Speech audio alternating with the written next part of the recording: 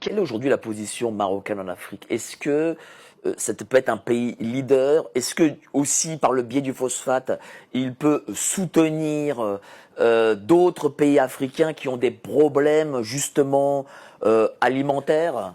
C'est Mohamed VI, hein, donc c'est le roi actuel, hein, qui a vraiment fait un choix. Dès qu'il est arrivé au pouvoir, il a dit hein, je vais m'intéresser à l'Afrique francophone.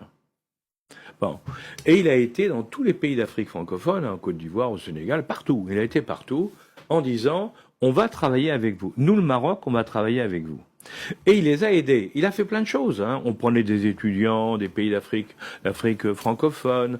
On a aidé. Et puis, quand il a fait l'opération des banques, c'est-à-dire quand les banques marocaines ont repris les actifs des banques françaises qui ont abandonné l'Afrique, ben, les banques marocaines se sont installées partout.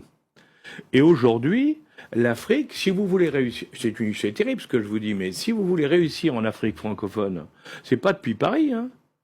Il faut passer par le Maroc. Mais quand, Parce par le que Maroc? Ah oui, oui. Parce que le Maroc est vraiment leader. Ah, le hub financier pour l'Afrique, actuellement, c'est le Maroc. Est-ce que, par exemple... Et en plus, le Maroc est soutenu par les Émirats. Ouais. Il ne faut pas l'oublier, hein, ils sont appuyés par les Émirats et l'Arabie Saoudite, et de l'autre côté par les Américains, qui ont parfaitement compris la position marocaine du Maroc. Donc les deux les aident. Donc il y a de l'argent par les Émiratis et les Saoudiens. Il y a du pouvoir avec l'aide des Américains, et ils ont les banques et ils sont au sud. Et ils ont le phosphate. Alors vous voyez, pour vous donner le deuxième exemple très intéressant sur l'Afrique, c'est parce que ça concerne également aussi la France.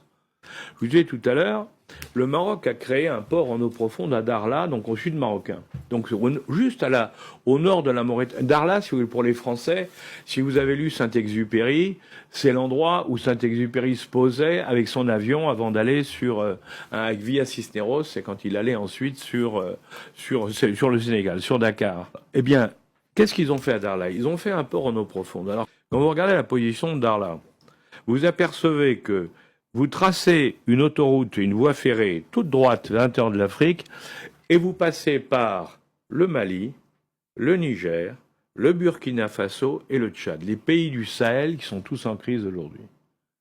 Et là, vous comprenez une chose, c'est que le Maroc, qu'est-ce qu'il a dit à ces gens-là, à ces pays-là? Il leur a dit jusqu'à maintenant, vous êtes très pauvres et totalement enclavés, hein, puisque au nord, vous êtes barré par le Sahara, et au sud, il faut passer par la Côte d'Ivoire et les autres pays. Nous, ce qu'on vous propose, c'est tout votre commerce et vos échanges, ils vont désormais passer par le port de Darla. Donc, on va vous offrir des débouchés pour des produits faits dans les pays du Sahel, vers l'Amérique du Sud, l'Amérique centrale et ailleurs. Du coup, qui est populaire actuellement au Mali, au Burkina, au Niger, au Tchad? C'est plus les Français, c'est les Marocains. Et est-ce que OCP joue un rôle à bien ce sûr, niveau? Quel est son rôle? Bah oui, c'est l'argent. En plus, alors je vous ai dit, il y a un gisement de phosphate à Bourka qui est dans cette zone-là. Donc en plus, si vous voulez, ça intéresse, parce que bien sûr, la production de phosphate de Bourka, elle va être exportée par le port de Darla, bien entendu. Là encore, on retrouve l'intérêt et l'utilisation du phosphate. Mais ça démontre encore une fois, je vais me répéter, mais la souveraineté, c'est un bien inestimable. Ah mais absolument.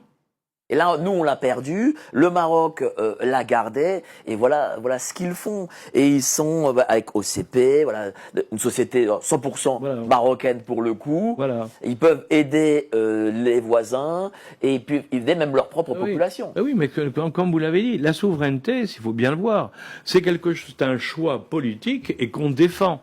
Or, si on considère que la souveraineté, c'est quelque chose qui est en permanence négociable, comme chez nous, tout se négocie et on va y mettre des normes qui vont tout bloquer, ben évidemment, ça marche pas. Le Maroc qui joue ce... Ça peut être un modèle, le Maroc, pour ces pays-là? Ah oui, absolument. Alors, en plus, ils sont malins, les Marocains. Ils invitent tous les dirigeants chez eux, ils les reçoivent. Enfin, là, il y a une politique de l'accueil qui est très bonne. On parle aujourd'hui du 250e anniversaire de l'Amérique. Hein. On vient de le fêter, là, hein, avec les discours du président Trump et autres. 250 ans que l'Amérique a été créée. On parle toujours de l'influence de la France avec Lafayette, surtout Rochambeau, hein, et là, Rochambeau et tous les autres. Mais bon, Lafayette, c'est le flagship, comme on dit en anglais. Hein. Les Français ont fait beaucoup de choses hein, pour l'indépendance des États-Unis. Mais Est-ce que vous savez quel est le premier pays qui a félicité les États-Unis pour avoir créé un pays indépendant, pour être devenu indépendant? C'est le Maroc? Le Royaume du Maroc. Je ne savais pas. Et là, je peux vous dire que quand vous allez aux États-Unis et que vous parlez aux politiques américains, ils savent tous. Alors, eux le savent. Ils disent le premier pays qui a reconnu la création des États-Unis d'Amérique, ça a été le Royaume du Maroc. Ça a créé des liens qui continuent aujourd'hui. Pour en revenir au phosphate, est-ce que ça pourrait faire du Maroc, le pays qui nourrirait l'humanité à l'avenir? C'est ça. Ça signifie qu'en gros que le Maroc va joue déjà même une place centrale dans le monde. C'est une forme de, parce qu'ils ont le pétrole vert, si je puis dire. Hein. C'est un peu comme l'Arabie Saoudite pour le pétrole, mais en équivalent du phosphate. Exactement. Et ils sont incontournables.